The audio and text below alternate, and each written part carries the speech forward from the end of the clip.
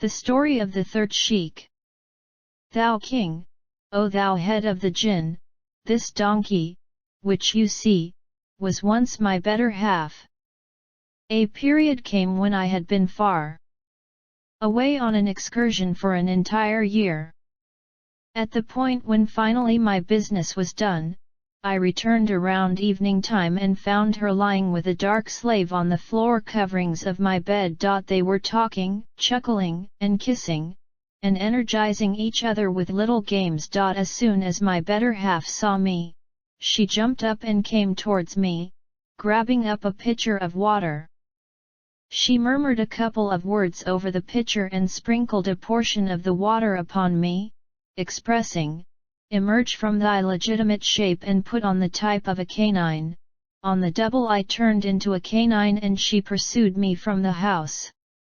I meandered about the city and, coming finally to a butcher's shop, went close and started eating the bones. When the expert of the shop saw me, he lifted me and took me with him to his home.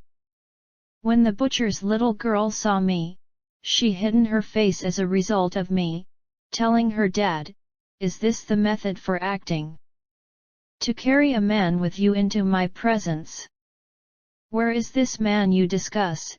asked her dad, and she replied, "This canine is a man. A lady has beguiled him and I'm ready to save him." "Save him then, at that point, my girl, in Allah's name," said her dad. She took a pitcher of water and, subsequent to talking specific words over it, sprinkled a couple of drops upon me, "Emerge from this shape and return to thy previous appearance." So I got back to my previous appearance and, kissing the little kid's hand, I told her that I enthusiastically wished to entrance my significant other, as she had beguiled me. Then the butcher's girl provided me with a tad bit of the water, telling me, assuming I found my better half sleeping, to sprinkle her and that she would then turn into anything that I wished. Thus, thinking that she is sleeping, I sprinkled her with the water, saying, "Leave this shape and put on the type of a donkey." And forthwith she turned into a donkey, as you might witness firsthand, O ruler and head of the multitude of lords of the Jinn. Then the Jinni, going to the donkey, asked her, "Is this valid?" At which she gestured her head, as though to say, "Okay, indeed, it is valid." This story made the Jinni shake with pleasurable inclination. Here Shaharzad saw the methodology of mourning and circumspectly fell quiet. Then, at that point, her sister Duniyazad said, "Sister, your words are sweet and delicate and lovely to the taste."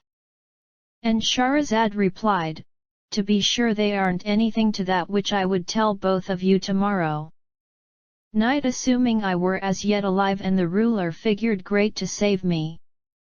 On this, the Lord shared with himself, "By Allah, I won't kill her until I have heard the remainder of her surprising story." Then the ruler and Shaharzad spent the rest of the night in one another's arms, till the Lord withdrew for the council. The wazir and the officials of the court came in and, when the diwan was brimming with individuals, the Lord gave judgment, raising some and demeaning others, finishing up cases and providing orders, until the fall of day. At length the diwan rose and ruler Shahryar got back to his royal residence. Also, when the third night had come, Duniyazad said, "Sister, I supplicate you finish your story." To this Shaharzad replied, "Readily and with my entire being."